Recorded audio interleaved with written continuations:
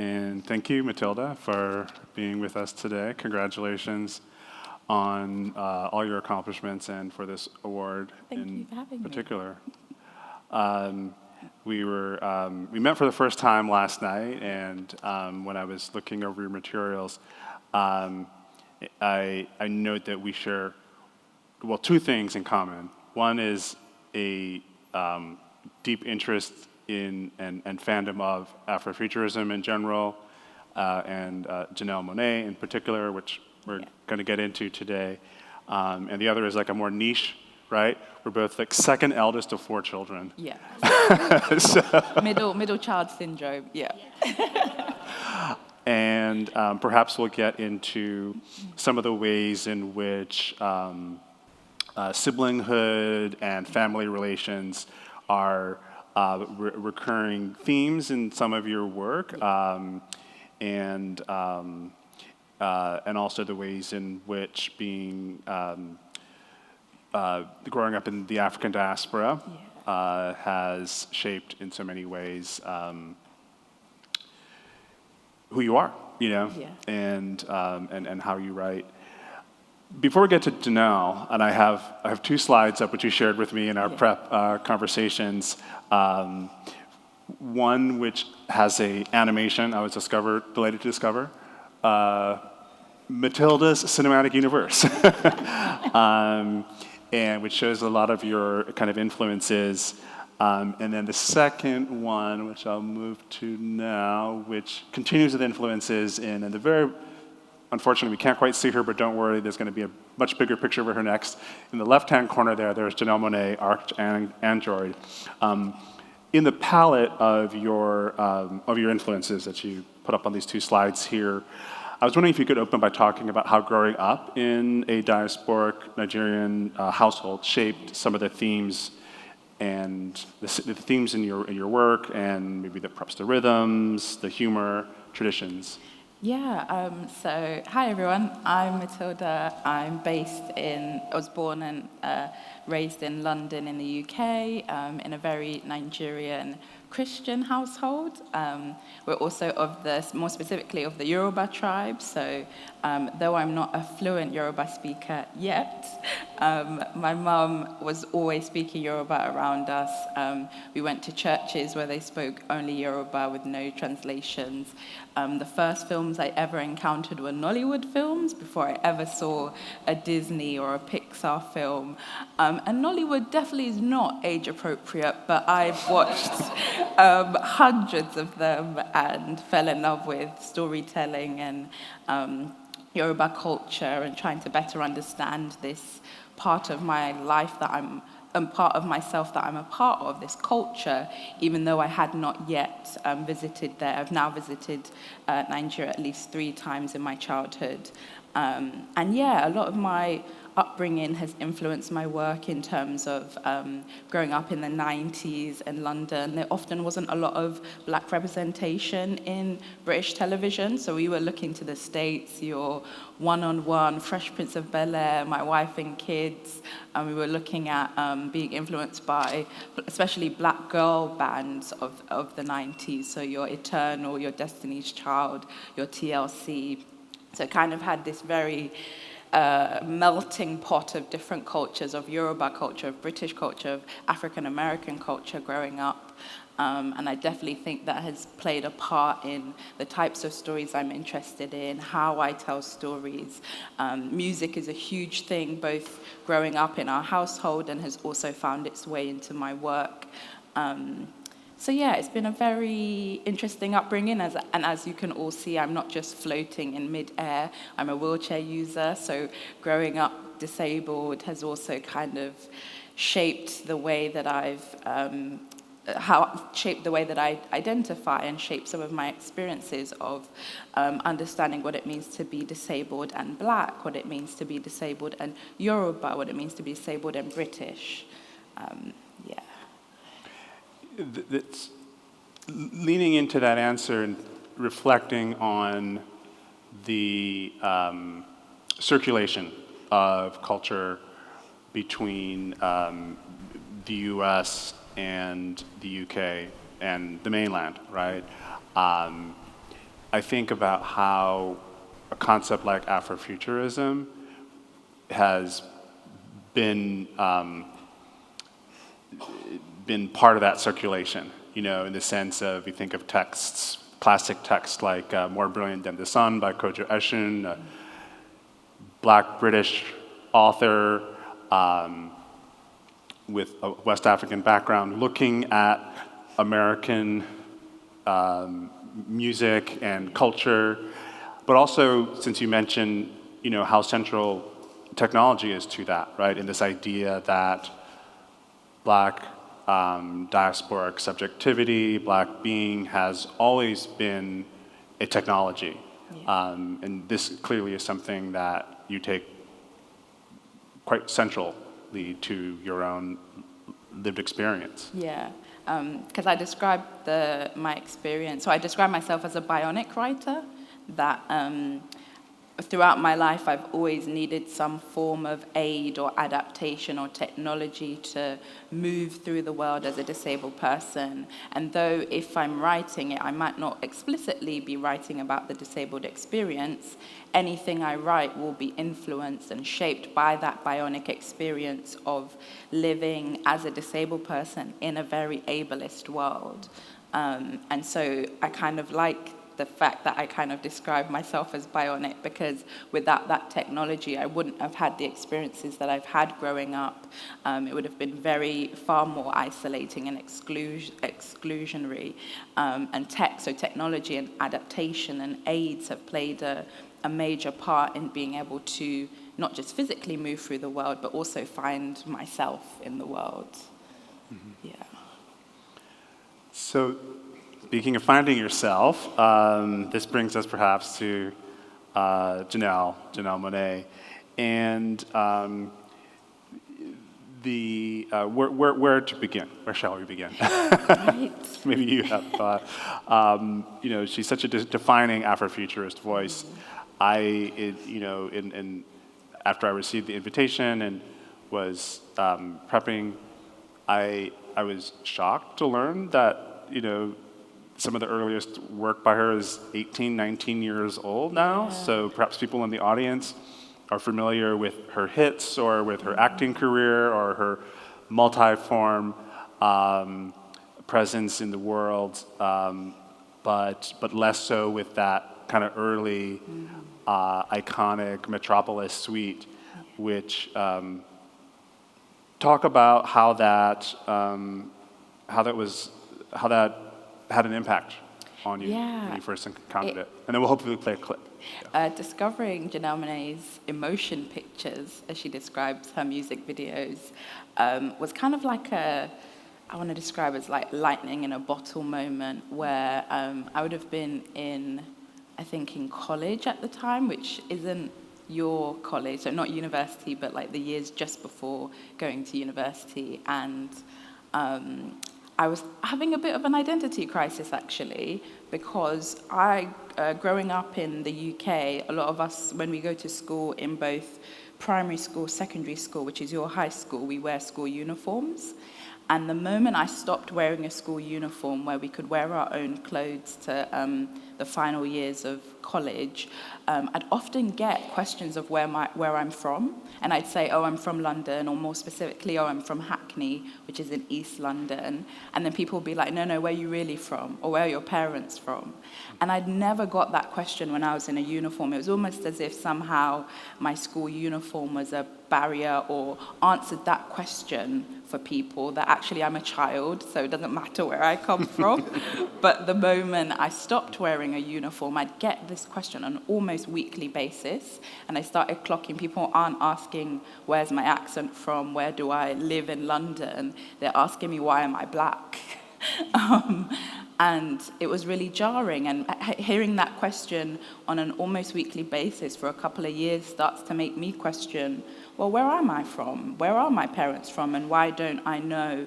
Beyond the kind of cultural touch points, so food, music, aunties, uncles, parties, church, I actually don't know that much about where I'm from. I don't know that much about how my mum grew up in Nigeria, what was the political landscape now, what was Nigeria's history like. I now know a lot more, but not at 17, 18, 19. And that's when I actually discovered Janelle Monae's music, where it almost felt like I'd have always dreamt in an Afrofuturist way, but didn't have the language for it. And so discovering her work and finding Janelle to also be this kind of really big nerd, but a really successful nerd, made me feel a lot less embarrassed about the fact that I get nerdy about things. I get excited talking about, space, or get excited talking about what one of my passions is stories. That I really love reading books, watching films. I love getting lost in other worlds. I love thinking about worlds that aren't our own, or worlds I am yet to visit. And here is this, at least at the time, black female presenting musician being like, yeah, me too. And so it was kind of like this kind of really revelatory moment of discovering Janelle's work, music. And then when I started looking up interviews, and it was one of her early interviews is where I discovered the word Afrofuturism, and I already liked the sound of it. I was like, ooh, what's Afro and futurism? And that was kind of a gateway for me into kind of then wanting to learn more about my Yoruba heritage, beyond just the kind of, the cultural touch points.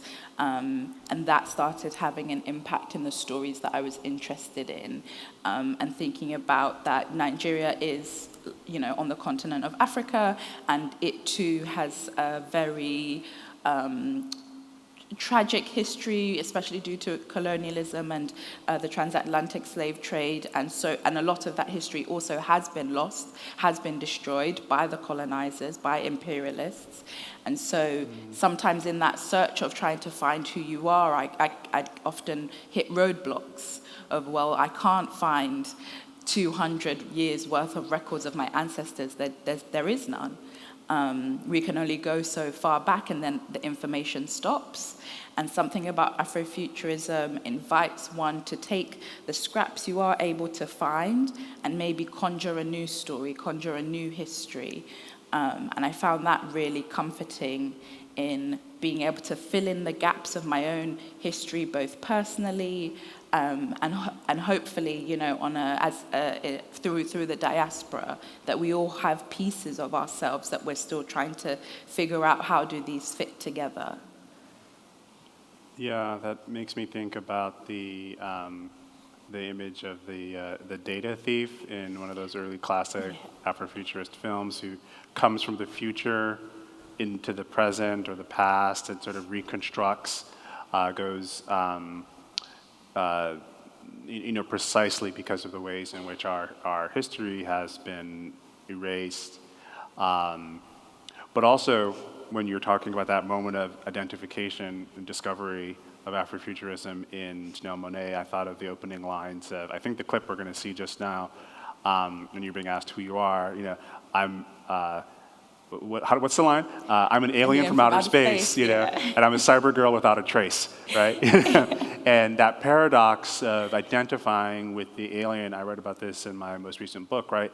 That paradoxically, we respond to the sense of displacement not by leaning into it, right? And by seeing it as a space of possibility and invention. What does it mean to identify with the alien, right? Creatively, expansively, and to create worlds around even uniforms, which you mentioned early on in Janelle Monae's life. She talked about how she wore the tuxedo as both as an expression of gender nonconformity, right, but also as an homage to all the service workers in her family, right, who would wear, tuxedos, uniforms, right, and then fade into the background and be invisible. And in fact, they are doing the invisible labor that's like supporting, so many parts of, kind of Western Western culture. Should we look at the clip? Yeah, I think people want to see a little bit. I don't know how many people have seen this video, but this is the original short film from, this is Many Moons, actually. Which is my favorite. Let's see, do I have to press it again, or do I just have to cue it? I think, yeah, just bear with us. So this is from about 18 years ago.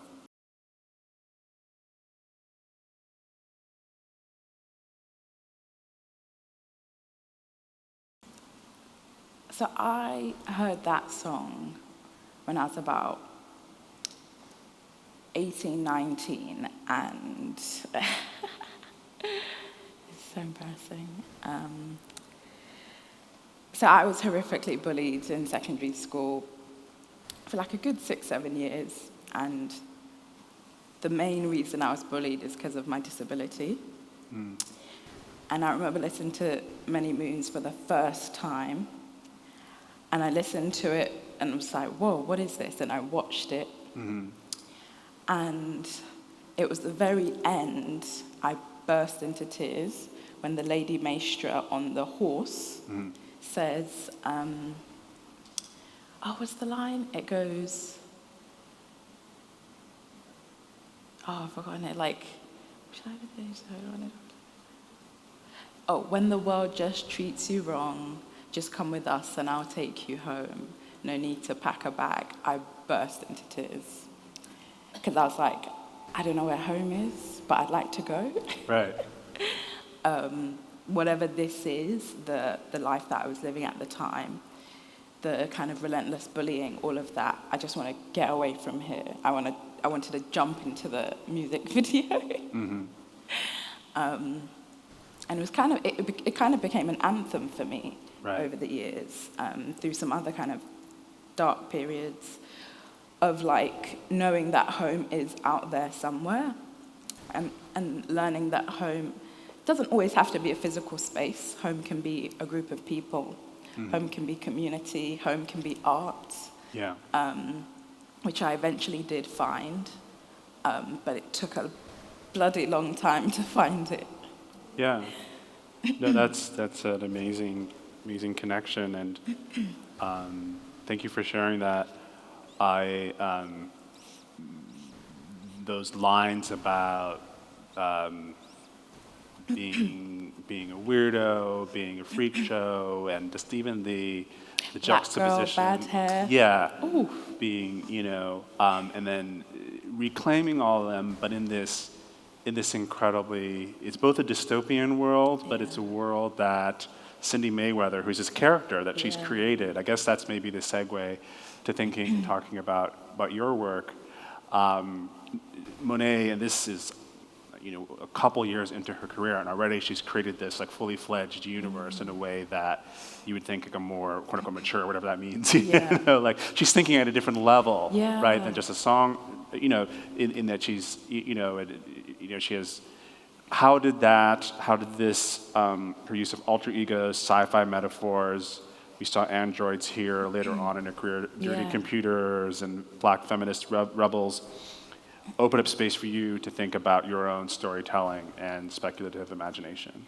I think it was something in your book, actually, when I read it, that about the kind of black counter-speculative, that there's something about the other, or in some ways almost, or the way that I understood it was like reclaiming the other as a site of possibility, that that there's so much in our reality we can't change that is often very fixed, very rigid, very binary. And actually the space of being othered, so being othered myself, for example, as a black person, as a woman presenting person, as a disabled person, as a queer person, the site of being othered is actually a site of unending possibility that in some ways, which I can say now at this age, I probably couldn't say when I was 19, it is a blessing to be othered, is a blessing to not have to conform, or sometimes in my case, being unable to conform, being unable to perform gender or perform expectations that are put on us by society, that actually it's been an incredible blessing to kind of not just push back from that, but realize that I don't need it, and maybe that I don't want that for myself. And sometimes that has been the catalyst for that has been simply because I cannot partake in that. Simply because I actually can't do that. I physically can't do that, or I physically can't go there. So there's always been this kind of gravitating towards other alternative. Well, if I can't do that, well, what can I do? Or if this isn't for me, what is for me? This kind of constant questioning, in a way, that I feel a lot more able to embrace. I think it was a lot harder to embrace when I was younger, that when you're younger, you do want to just fit in and blend in and not stand out and not make waves, as it were. And now I'm like the wave maker. And I think there's something about, it's a journey for sure. It takes practice, but there's something about learning to, whether it is to embrace. I always say there's lots of aspects of my disability I will never accept, but I do learn to live in parallel with it, in tandem with it, and understanding that for me, becoming a writer and learning the craft of writing meant ultimately I could rewrite the narratives I was told about myself and people like me. That those narratives were up for grabs, that they may feel rigid because they're enshrined in laws and policies and sometimes in physical institutions, but they are ultimately fragile and are able to be shaped and changed. Because if they weren't, I would not be sitting here in front of all of you, that's for sure. Yeah. Maybe this is a good moment to turn to some of your writing and talk about, I know not everyone is, necessarily seen the work, and so spoilers perhaps before, but I wanted to talk about Shielders and ask you about a play that is often identified, as some within your work, as speaking to Afrofuturist themes. Love to hear your thoughts on that description. But beyond that, a play that is, somehow I'd say captures the claustrophobia of the pandemic experience, but terms it cosmic with this alien visitation. And I wanted sort of two questions. One, what drew you to link the experience of isolation to this intergalactic or alien imagery? And then also kind of picking up on your sense of otherness as a space of possibility. I wanted to ask about the character Shabazz, right, as a clinically vulnerable Black man, and how you balance depicting that character, or approaching the writing of that character with the humor, and the conspiratorial banter that runs throughout the play.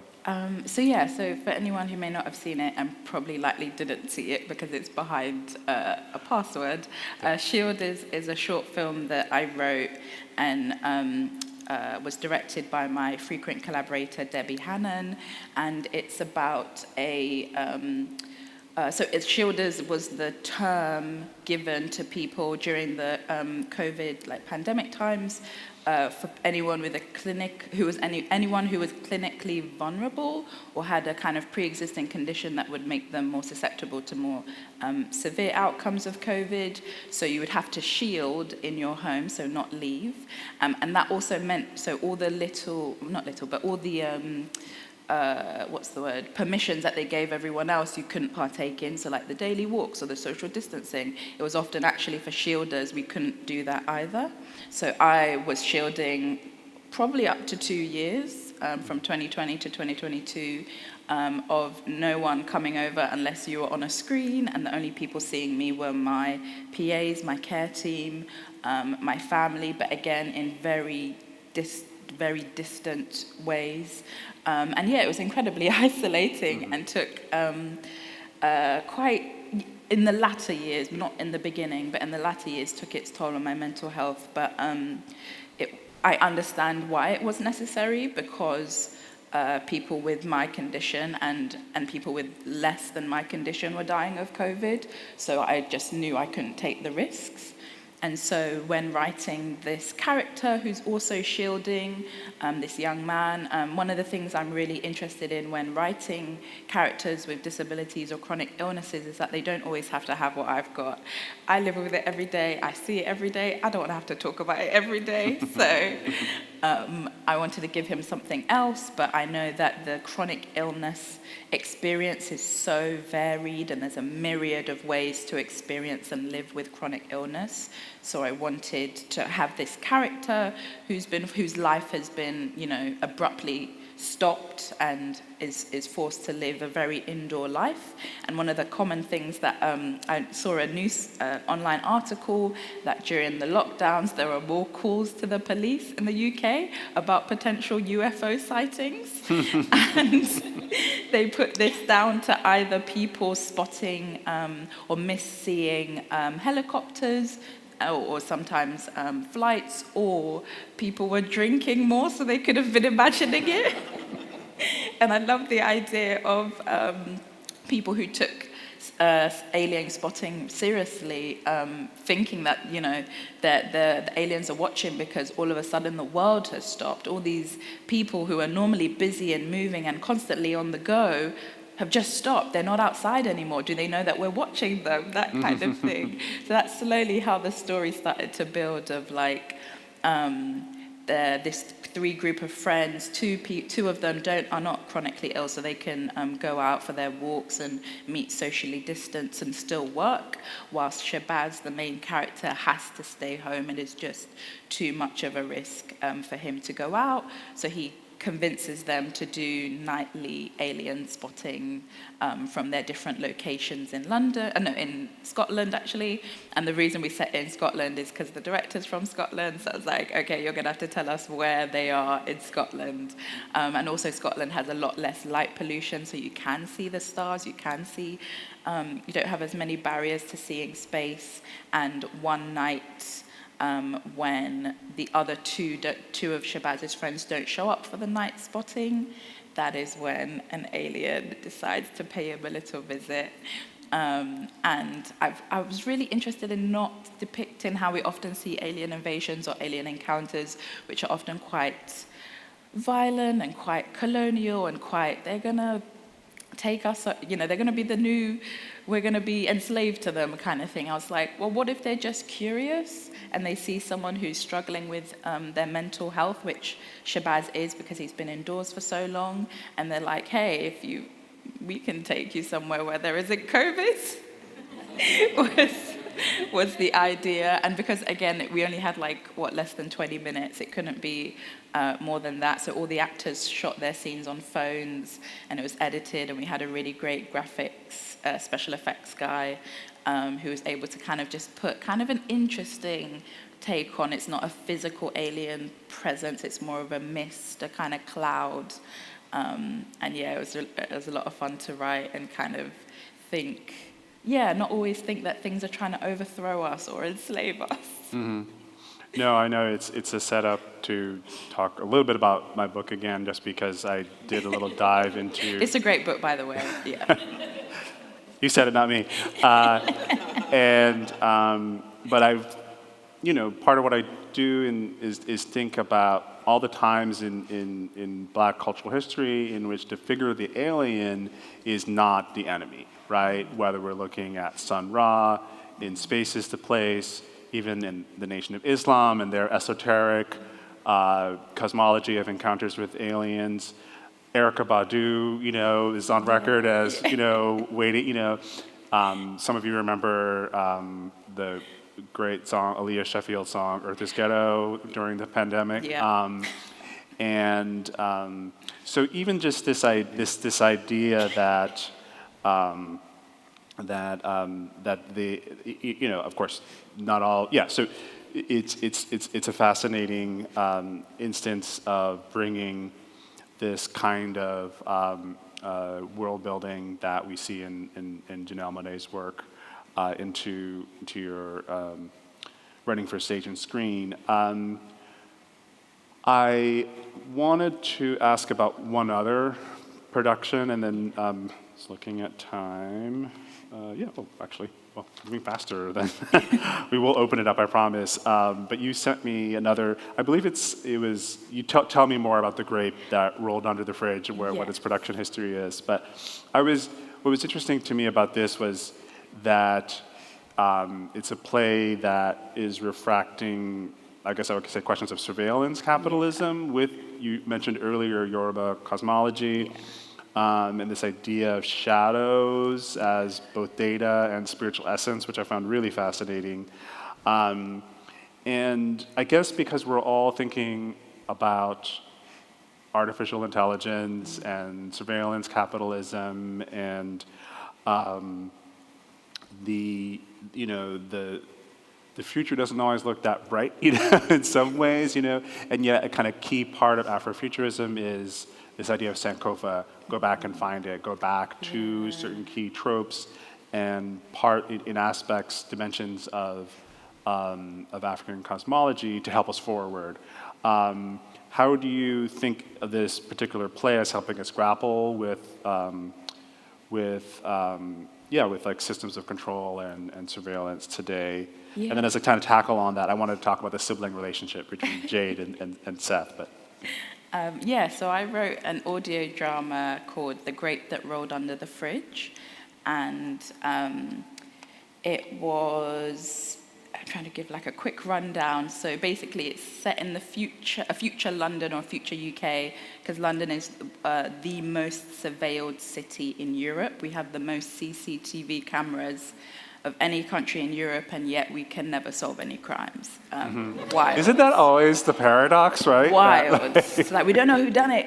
There's nothing on the footage. It's just there for aesthetic. Yeah.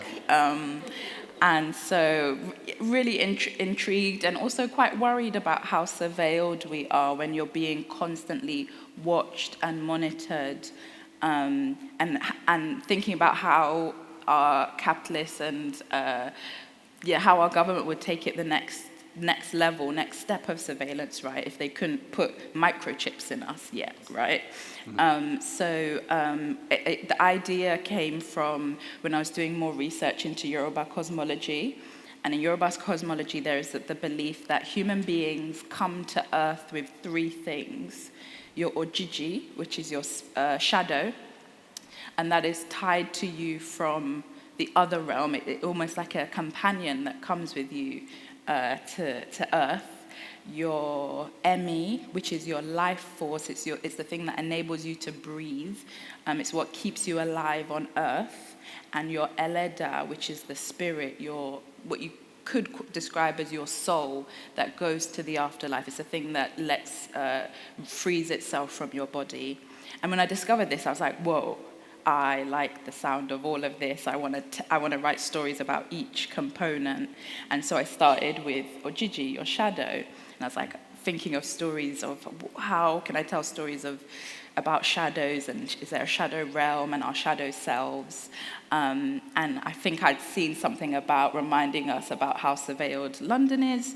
So I came up with the idea that in this future London, they would have developed a device called an Umbra reader, which scans your shadow, and that your shadow is a thing that cannot lie about the person it's attached to. It can only tell the truth.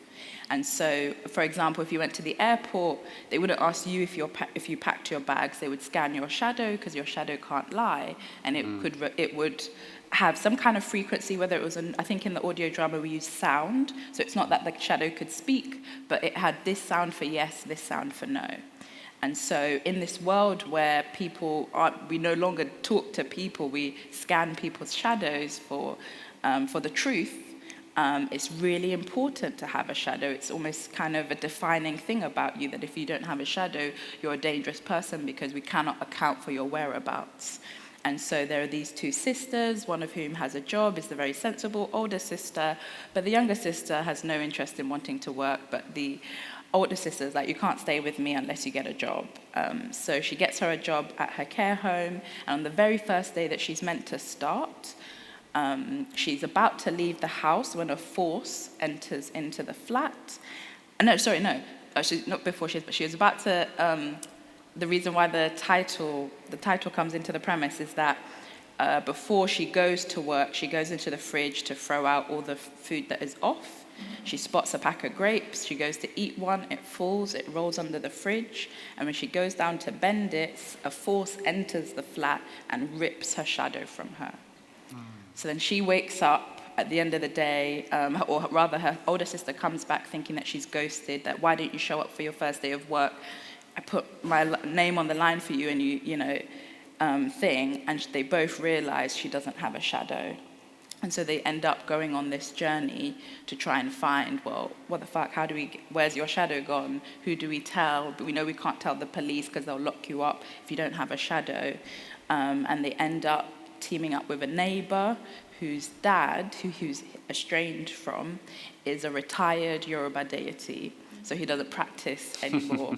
And he's the one that helps them go on this journey of, well, where do freed shadows go? And that's what the story follows. Amazing. And it was, is this for the effed up stories? Was that the series? Oh, no, different one. Okay. Oh, yeah, that one's a completely other bad one. That was an amazing one, yeah. Wonderful. So I have more questions, but we also have limited time. So I might actually turn to the audience at this point to see if there is a question. And while you're gathering your thoughts, I will identify someone who has a microphone. Hello. I think there's a... Hello. Oh, you are the person with the question. Yes. Oh, No, and the microphone. All right, sorry, I was thinking... You Go guys ahead. can just raise your hand. Sorry, I thought standing here with the microphone would be enough, but I'm announcing myself. Hello. Hi.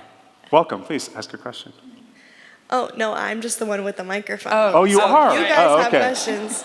There you go, a comedy of errors. Does anybody have a question? It looks like there's one over here.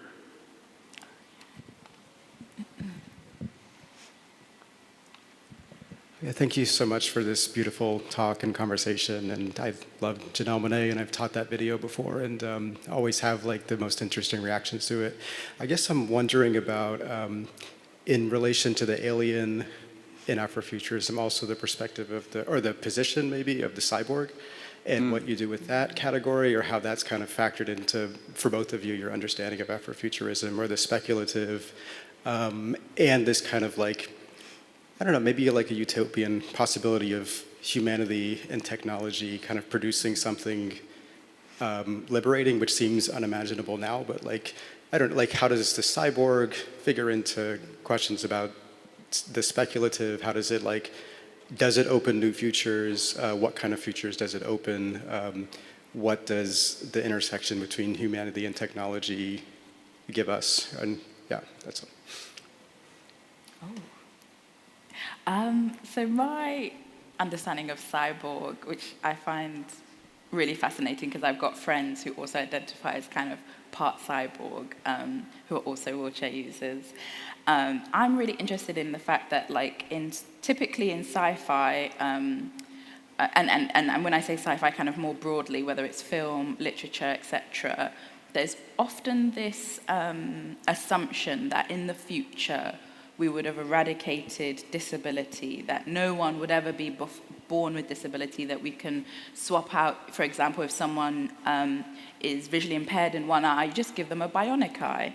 Or if someone isn't able to walk, or maybe wasn't born with legs, we'll give them bionic legs as a kind of, in some ways, a cure-all. And that way, the idea that disability can't exist anymore in the future. And I've been very much, especially some of the work that I'm writing, insistent on the opposite, that I don't think by giving someone bionic eyes or a bionic leg or even a bionic heart, if we think of an Iron Man, that somehow makes someone super. I think it's still a very different experience. And then thinking about, okay, what if that was the norm for everyone, that actually it didn't matter if you had eye issues, everyone was given bionic eyes, and that became the norm, right? So I'm kind of really interested in what would we then call disability? Because if disability is the kind of the lack thereof something, so for in my example, the lack of mobility, if I'm all of a sudden mobile because I've got these bionic legs on, am I still disabled? So I've been really interested in trying to learn more and expand like my understanding of, well, what does it look like? Because personally, this is my personally flawed opinion, I just don't think tech is going to eradicate all illnesses in the world or all disabilities or things. I think society will always find something else to other us about. That, oh, you've got bionic legs 2.0, we're on 2.5 now. Like, I always think because we're humans, there will always be something that means, the kind of race to put quote unquote perfection will just be that. It will stay a race. I don't think we'll ever finish it.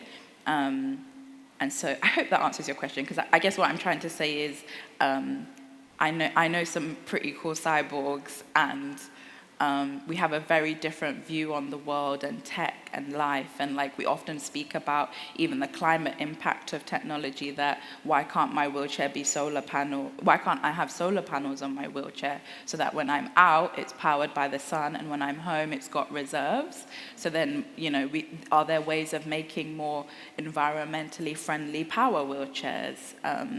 Which I don't think people are having those types of conversations yet. We're still kind of, oh, wouldn't it be great if we could make everyone run as fast as Usain Bolt, kind of thing. Yeah, that's such a fascinating answer. And I have a lot of thoughts on this question, but I'll keep them super brief. Picking up just on what you said, I think that this idea of the bionic or the cyborg as either kind of eliminating, almost this, in some cases, eliminating frailty, right? And we know that's, where that goes, right? And the superhuman as Iron Man. I had this really interesting experience earlier this year where I had an opportunity to go to Japan and work with the lab of Dr. Mori, who is the coiner of the term the uncanny valley, which some of you may know, which is this idea that as we approach, as a robot approaches human proficiency, right? It goes from being it goes from being something that we kind of like welcome and then interested in to something that we kind of shrink back from, right? And so he was interested in that. He coined the term and he studied that dynamic. But he also was a roboticist, and he made many important contributions to the field of prosthetics, which is something I did not know. Mm-hmm. And so I learned a lot about his philosophy. He wrote a book called Buddhism and Robots, and rather than think about the prosthetic as something that kind of adds to the human and makes you more human, superhuman, he thought about the relationship between humans and technics as distributed agency, which is a kind of like a fancy term, but it is thinking of like, what does it mean to think about the world that we interact with as having its own capacities, agencies, really life forces. In some ways, when you think about the Yoruba cosmology that you're drawing on, or the indigenous cosmologies more broadly in the world, or the particular variant of Buddhism that he was like speaking to,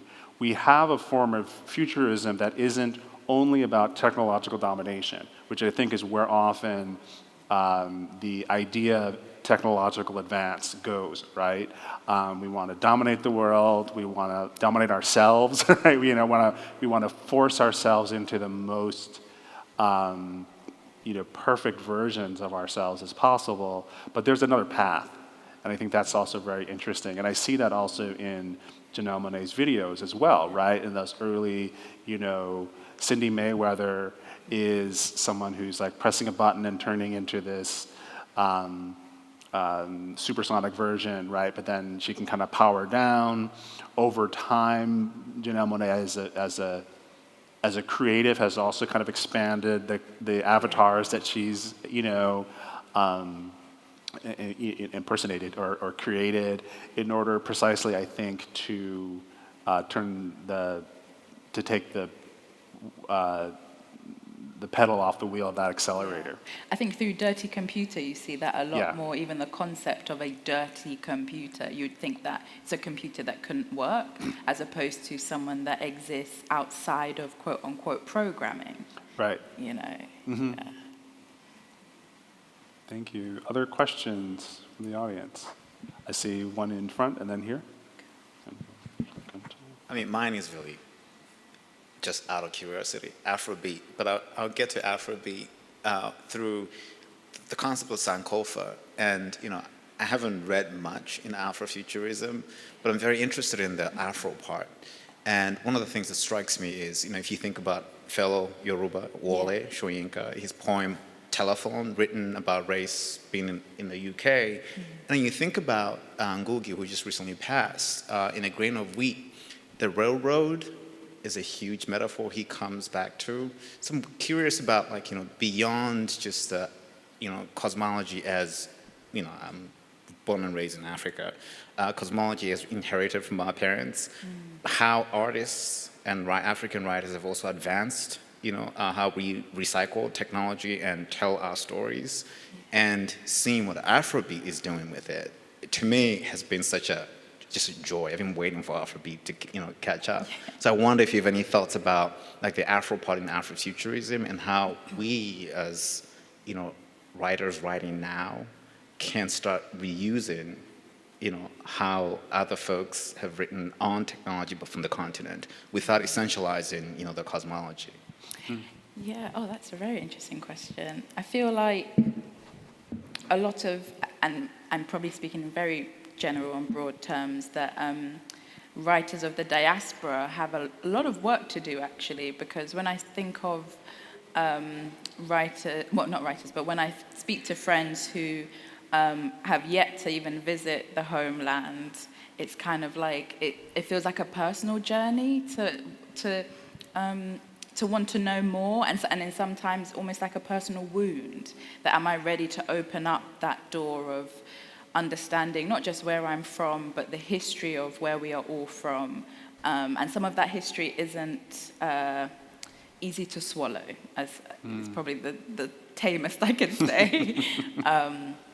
But it excites me a lot that, at least from what I've seen on social media, there is more of a curiosity about wanting to better understand where we're from. For example, one of the things I was doing in the pandemic, I started Yoruba lessons online, and I was in this Zoom with so many people up and down the UK, some internationally, all of us speaking terrible Yoruba, butchering Yoruba, but wanting to try, just taking that first step of, well, even if I do, and one of the things I've had to come to terms with is that when I become proficient in Yoruba, I'm going to be speaking it with an English accent, and it pains me.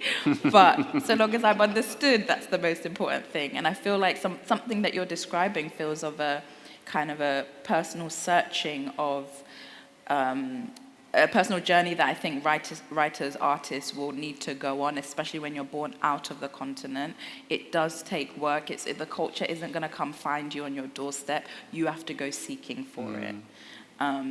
And I've been encouraged by what I've seen online of people. There are, YouTube videos trying to break down Yoruba, TikToks of trying to get your mouth around syllables and pronunciation. There's an active, it's almost a meeting of the middle, people from the continent wanting to share and people of the diaspora wanting to learn.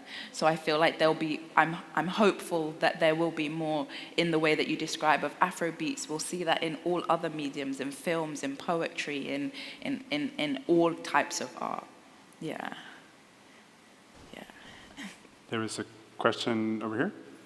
I think we have time for one more. Okay. I think you got the last one, unless there's, Lots of pressure. Thank you for a great talk today. It's been wonderful learning from both of you. I feel that right now, at least in the United States, I won't speak for the UK, We are living and working in a period of cultural homogenization and political fascism on the rise. I have been hearing, I've been hearing you all speak really eloquently about the meaning of Afrofuturism, the potential for escape, for reinvention. What do you believe, this is a big question, what do you believe is the Afrofuturist response to our present moment, right? When free speech and expression is under attack, when people who are labeled as the outsider, the migrant, are deported, oppressed, imprisoned, when people who have disabilities or who are at the bottom end of our socioeconomic scale their resources are cut and their communities are sabotaged. What is the Afrofuturist response here? Is there any guidance you can offer? Ooh, what a question. And make me dig deep.